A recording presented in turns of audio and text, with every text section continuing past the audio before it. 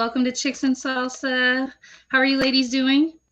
Great. Good. How are you Happy New tonight? Year. Doing really Yes, well. Happy New Year. Everyone had a good holiday. Candy, you drove across the world. I did. How you're still standing, we don't know. Congrats on that. The frozen Thanks. tundra, we might want to put that out there. The frozen tundra. She left where it would have been, all of us would have considered warm, and she came to the frozen tundra. So I hats off to actually, her. on my vehicle, I actually saw 0 degrees. So yes, the frozen tundra. Mm-hmm. Ooh. Did you have to go through the snowstorm that was going on Yes. at the time? Yes, Oh. we did. Mm-hmm. It was more of a wind event, really, to be honest with you, than a lot of snow. Really? Yes. The Yes. snow came down first, and at least in our area in Missouri. I have a -2 picture on my odometers. By my odometer said -2. I was like, wait, your car registers that low? Okay, cool. But it was, the snow came first, and then it dried everything out with the wind, and the wind was just bitter. Yes. It got really cold here. There was about 2 days that I didn't even leave the house. We got below 0. The wind chill was like -11, which a lot of people are like, "Oh, you're in Texas, so it's crazy warm." Yeah, it's crazy warm during the winter or during the summer. But we live about 4 hours from Albuquerque, so we get all that residual, and even some of that Colorado stuff too comes down. So we get snow. Hey, Will, see you in the comments. It was fun. I would have much rather had the snow to go with that bitter cold, because it's so pretty. I don't mind the snow. I think it's really pretty. So can't wait till we actually get some snow. It'll probably happen like last year. We had our last snowstorm. It dropped 7 inches in the middle of April. So you never know what you're gonna get here in Amarillo. I remember driving through Amarillo once or twice when I lived in Santa Fe. Oh yeah. Just like I-40, baby. Indeed. I was like, good. Now we're getting to the boring part of the trip. It gets really flat. Well, I mean, it's not too boring if you count cows. Well, I I was mean, usually driving. the Oh. worst part is when you go through Wyoming and they farm nothing up there, the very top part of Wyoming where it's just desert-ish, and you count tumbleweeds. I've done that. First time That's when we were moving to New Mexico, out and went out about 6 weeks before I did. So I was driving out there with him. And when we hit Oklahoma City on I-40, y'all, I swear to God, I've actually never been more terrified than I was driving on Oklahoma City I-40. Thank you, JB. We love you. And they and we yeah. I think Oklahoma City was so excited to have a city that they forgot how to drive. Oh man, well, I mean, just the setup of it is weird anyway. I mean, it's Oklahoma. What do you expect? You're not a Schooners fan? I would rather die. Longhorns. So, I would support my kid going there if they gave her a scholarship or she got there and, it was the right place for her to be. I'm not such a homer that I wouldn't support that. Now, don't get me, I'm not wearing a shirt. I'm definitely not sitting on their side of the stadium. But I will be there and I will be a supportive parent if that were the case. But other than that, never. Like Kennedy, I love you, I support you, but I will be on the other side. There's not a bumper sticker going on my car. None of that. So on a more serious note, those of you that I'm sure we all know what happened last night on Monday Night Football. The Buffalo Bills were in Cincinnati. This was a very important game. It was going to decide either winner was going to clinch their division. And so this is week 17 at the time. And there's a lot of questions still up in the air. But most importantly, what happened with Damar Hamlin. I guess what happened was he was hit in between heartbeats. And it caused cardiac arrest. It was similar to having a heart attack at that time. And I don't know the exact name of it. I mean, I know what I see, but I can't pronounce it. So I'm not even going to try. But He immediately collapsed. He stood up after the collision with T. Higgins and then immediately collapsed. He received CPR for 9 minutes on the field before he was loaded up into the ambulance. He is in a medically induced coma at the moment, but his vitals are stable, still in critical condition, still in ICU. So that's not much of an update as of those of us that were up late, kind of keeping up with that. There's not much change. I do want to correct you just a little bit on that, Megan. Okay. The winner, if Bills won, they secured the number 1 seat. If they lost, then it transferred to the Chiefs. So yes, it is. It still has a very big play, but as a Chiefs fan, that isn't important right now. The most important thing is in the hospital. So,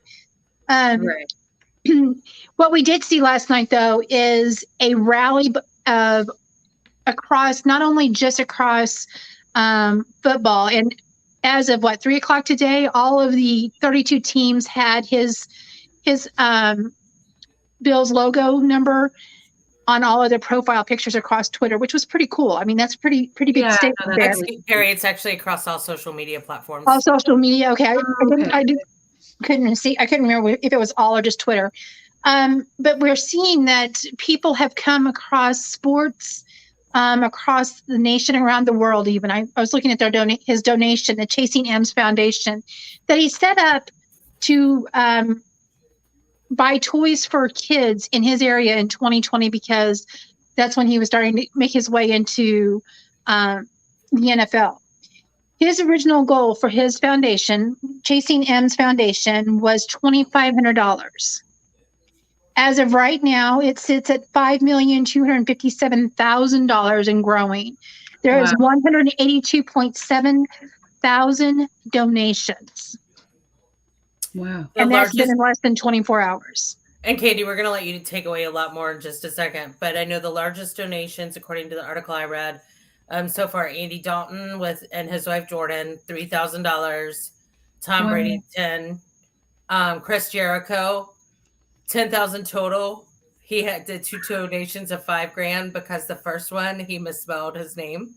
So he did another one spelled correctly. There's a gentleman that's donated $20,000, and he's a top donation, right? It says top donation. Jason Hanold, I don't know who that is, but it's impressive if you get to read that, because it's shout outs from Chiefs nations, from Green Packer, from across Green Packer. Green Bay Packers. Oh, please forgive me. I love you. That's really neat. Yeah. I know Christian McCaffrey has made his first donation of like $1,500, I think. And he'll be making more. I know Olivia Coppola will be making some as well. But yeah, I love how the unity of the people.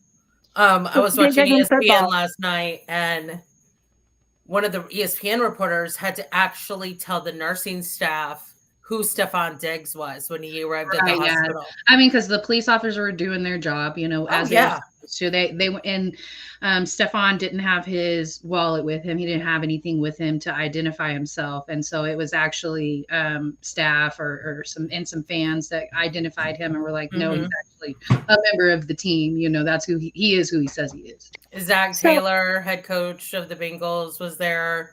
I think I made the joke in our chat last night that I wonder if the hospital staff had at least 106 NFL players in the waiting room. Right. I wouldn't be surprised if there had been. I thought was really neat is when I shared the article from CBS and on my page, and I put bigger than football, because it's bigger than football. There's a hashtag. That was something that just came to mind to me. And when you can sometimes see when it says that, how many people have used that. It had less than 3,000. It said less than 3,000 hashtag, and it's now over 15,000 people have used that hashtag, bigger than football. And I'm not taking credit for that, but what I'm saying is, I'm giving you credit. Go, girl. Oh. But what I'm saying is, it's neat because that's how much of an impact it's making across the world. And that's such a sad situation, but a huge impact in bringing people together for a united cause. And that's, in today's world, that we need this. We need to show that we have compassion. I think the one cool thing that I had heard was that there were a lot of Bengals fans that went to the hospital, and like you would go to welcome your team home from like the airplane trip, that they were all there outside the hospital with a vigil, and I thought that was really classy, showing, because obviously he's a Buffalo Bills, so he's from Buffalo. He's not playing. That's not his hometown. That's not, he was just there playing a game. For them to do that, there is a little update that his uncle has let everybody know that originally DeMar was on 100% oxygen on his ventilator. It is down to 50%. So he's moving in the right direction, which is great to see. He's 24 years old. He's young, or 24 years young. Yeah. Right. Yeah, definitely. I do want to just mention and shout out to, there was one time that an NFL player actually did die on the football field. And that was Chuck Hughes when he played on October 24th in 1971 in Detroit, Michigan. He took a hit, and they said Dick Butkus was there, and he was one of the ones that was calling for the team medical professional to come over as quickly as possible. There was a guy they interviewed with his wife. His wife was in the stands, and they talked about how people thought that he was it was in the end of the game. It was the last like 2 minutes. Someone thought he was faking it, until they realized the seriousness. Because let's face it, we don't always know when medical professionals are called out on the field. We're not privy to all of that. We can't see all of that, and rightfully so. But that was a serious situation, and obviously they couldn't revive him, unfortunately. He actually died on the field. My husband was actually at that game. What a different feeling. We go to a sporting event and we think, it's going to be all roses and everything like that, and you're going to see a good game and everything like that. This brings it to reality, what physical game that they play. And not to down Cincy, but 14 weeks ago, we talked about Tua that got hit on Cincy Field. Well, and actually, not just Tua. It's not Tuesday, it's Jazeer. There's a total of 4 injuries on this field that it's happened. It was AB. In prime time. That's crazy. It's crazy. I'm just saying, and the NFLPA is like filing a grievance with the Panthers for the coldest day of the year on turf. Just saying. Well, I thought it was just Cincy was the Achilles heel for the Chiefs, but it turns out there's a little bit more to that. Right. I mean, trying to bring not to bring too much light, but Cincy is an Achilles heel, but 4 major injuries on that field since 2015 was that the year I saw? I think so. 7 years. Strange how that works out like that. But I know that. Go ahead. No, I was agreeing with you. It's just really strange. So, Candy, what else were you gonna? I know you had some more insight and intel too. Well, I was just going to talk about, the NFL hasn't figured out what they're going to do now. They haven't, because this game obviously matters to both teams, and they haven't decided. I know they were speculating this morning, maybe they would play it this week. Now they've come out and said, no, they're not going to play it this week. So it'll be interesting what they decide to do. There's only been one other time that they really redid all those schedules, and that was COVID. And there's so many things that play with this because, I do my pick'em league. Some people do fantasy. Some people legit do gambling. I'm in North Carolina. Sports betting is not allowed. And the great state of North Carolina. Welcome to the Bible Belt, folks. And Missouri's right there with you. But even all those folks with like DraftKings, but it's bigger than football. Yeah, it's bigger than football. Just to bring it back in is, we've got, I watched people complain about, it was just an injury and they play through injury and stuff like that. But this is something quite unique, quite different that needs to be approached differently. And I know, I don't want to call anybody out, but I know some of us have had football directly impact our families' lives. So I don't Yeah, know, it was like, it if was that hard gave to a watch for flashback or me. not. I was in It did. tears. Oh, Like, me my too. husband No, got and mad at it me. definitely Not mad at did. me. He was like, "Why are you so upset?" And I was like, "This young man," like, he wasn't watching it. He was watching political stuff. And I was like finishing up my office. Welcome to my beautiful office, y'all. There are a couple of things I still have to do, but yay, finally done. Only took a year. And we, but I don't know, like, it just impacted. It hit home. And Yeah, I thought of you too, Megan, honestly. I really did.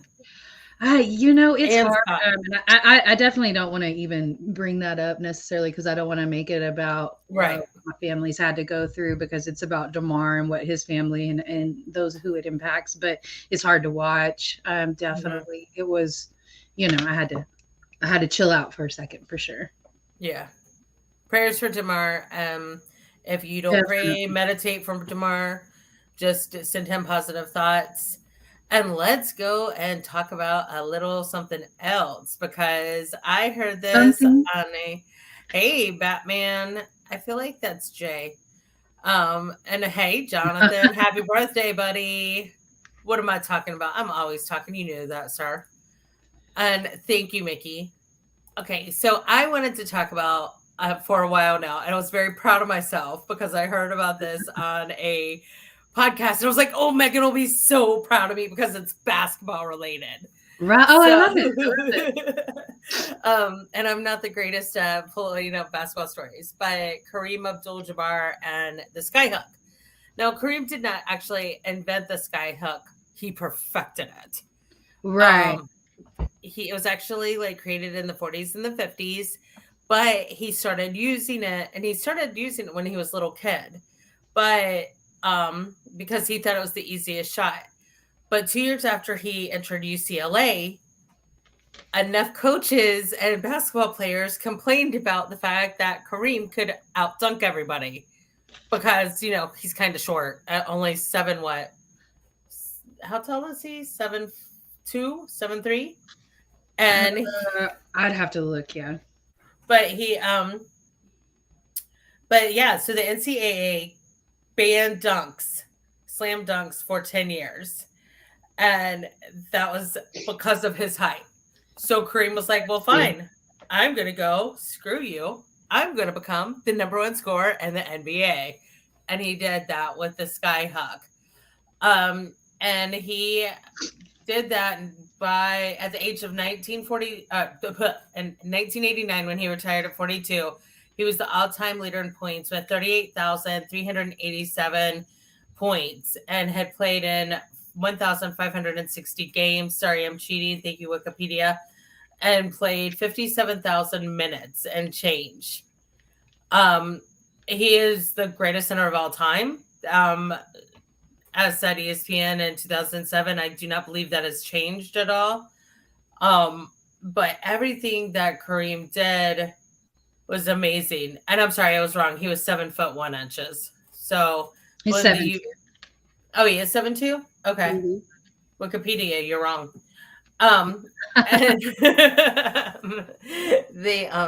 But I just think it's cool that he was like, you're gonna tell me I can't do something? Fine. I'll prove you wrong, and I'll still prove to you that I'm the best basketball player out there. And one of his icons was Bill Russell. Like, he's been very outspoken about that and how much he admires everything Bill Russell did. And I'm trying to be fast with this because I know we have limited time. But I don't know, just that wherewithal, that determination, that doggedness, that's something I personally relate to because I have a coffee mug on my desk. I have 2, actually. One is allowed for TV, one is not. The one allowed for TV says, tell me I can't do something and watch. Right. My favorite Kareem stat is he is the winningest college player. Him and Breonna Stewart are the winningest college players of all time. They won 4 back-to-back championships. Obviously, I love that Breonna's in that's such great company. I wonder have any of y'all seen the show on HBO, Showtime, the one about the Showtime Lakers? I wonder what Kareem thinks about it. Well, all Magic, all of them, I wonder what they all think about it. I'm waiting for a free week of Showtime to roll back around and then I'll watch it.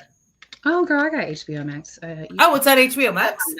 Yeah. Oh, yeah. You can I'll put it on tomorrow. I've got HBO Max. Oh, yeah. It's on there. So okay. Good. Definitely not kid friendly, but to me, it seems like it's really accurate. But I wasn't alive during that time. So, I mean, I can't possibly say. But that's why I say I wonder what they think about it. But it's so good, and definitely depicts him as somebody that was always very conscious about what he was. Kareem did 3. All right, thanks, Jahan. And Suey had 4. It always depicted him as somebody that was very socially aware and conscious. Obviously, we know, he changed his name for spiritual reasons, and I just wonder his thoughts on that. Yeah, I am sure. I mean, he's pretty tight-lipped. I will say, I know he wasn't known when he was a player to be out there. And there's a famous story that when Shaq started playing with Kareem was walking in front of him, and a young man and his dad stopped Kareem to get an autograph. Kareem kept on walking. Shaq stopped and said, "I know I'm not Kareem, but do you want my signature instead?" 20 years later, Shaq went into a business meeting with a possible investor. You know what was on the wall of that investor? That autograph that Shaq signed for him when Kareem ignored him. Oh, wow. Very cool. Look at me knowing some basketball knowledge. That's funny. Thank you, Kareem. Okay. I mean, thank you, Jahan. Oh, sorry, Jahan. I had Kareem on my brain. And then... Did you ladies have anything else on Kareem? I just thought it was interesting that he said the reason he felt that the skyhook had died was because it doesn't score the 3 points. Mm-hmm. And so I read that in one of the articles that he said they're not willing to work down into the paint. They are wanting the instant gratification of the 3 points. Understandable. And I have to say, since I'm a Milwaukee and Wisconsin fan, Kareem played how long for the Bucks? He gave him, the title in '71. He also, was instrumental in bringing some of the other big names to, like Oscar Robinson to the Bucks. Right. And that was key. He's just an all-around good good guy. It's I can't believe he's 75 years old. He's legendary. Mm-hmm. He's one of those that's iconic, legendary in the sport. I want to look like him as alert and with it as at age 70 that he does. I was looking at those pictures. I was like, man, he does not look like he's 70. No, he doesn't. Goals. I don't know if y'all can hear that, but my chihuahua snores really loud. I thought that was her passing gas. I felt bad. No, that's her snoring. She's maybe like 6 pounds, y'all. All right. Well, speaking of the NBA, we, despite all the football going on this weekend, college bowl games, a big week in week 17 in the NFL, lots of implications, playoff implications, and playoff picture. We had a lot of NBA games going on Saturday. We had 3 games that were 1 point deficit, and then we had another game that was 3 points. Over the month of December, we had 40+ point performances.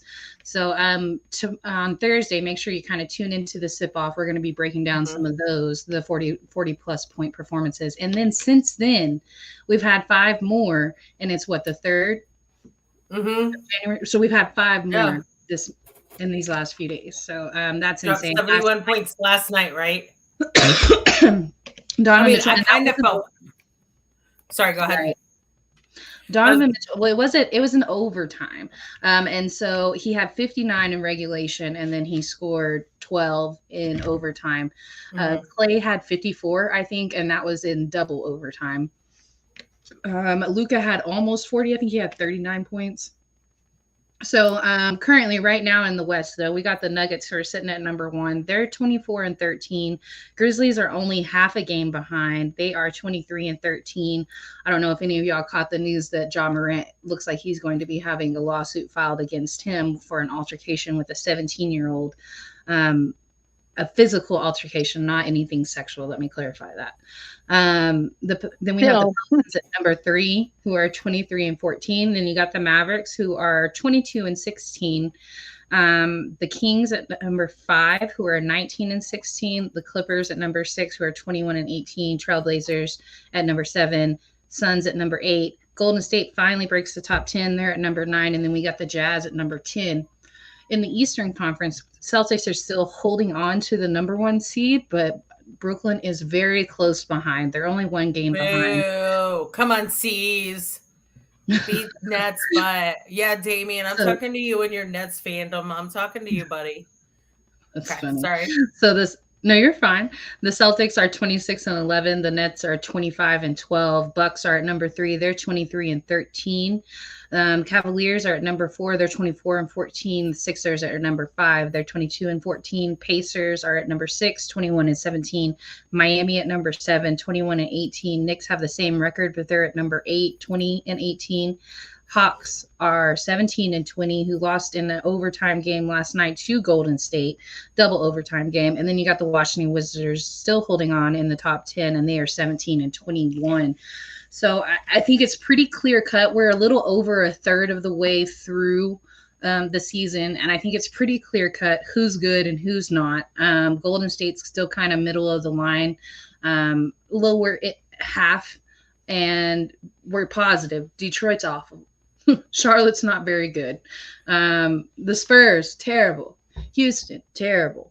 So I think it's pretty clear who's good, who's not. There's teams like Dallas who seem like they're missing a piece. Even Milwaukee kind of seems like they're not quite gelling together right. Even though they're at number 3, it just feels like something is off over there. I don't want to say that, Spida, there's only 7 players. There's only 7 players that have had 70-point performances. The last 2 were Devin Booker and Kobe. What was I saying? You were talking about the Bucks. Something missing. Bucks. I don't know. I don't want to say that it's something missing because I don't think they need to add another player. I don't think there's a player that's missing necessarily, but positivity is missing. Something. It's like they're not quite gelling together right. And I'm not sure. I mean, y'all are terrible. Detroit is terrible. What do you want me to say? I know. And I need your team just to sink a little lower because I need y'all not. No. I need y'all to win some games. games. There are 3 games. They're 3 games ahead of us, and I'm trying to tank for Victor. I mean, we're all going to be in the lottery, so it really doesn't matter. We really will be. I will say one good piece of news for my Hornets. Apparently all those rumors that have been swirling about us possibly re-signing Miles Bridges and us being in talks with them are now being denied by the Charlotte Hornets, by Michael Jordan, by our I can't pronounce our GM's name, sorry. I can see his face, I can see how to say his name, but I can't pronounce it, so I'm not going to insult him. But I really had gotten to the point that if we signed Miles Bridges, even just to trade him away, I was never going to wear my Hornets starter jacket again. And I love my Hornets starter jacket. And it was probably never going to go to another Hornets game. That's how passionate I felt about that.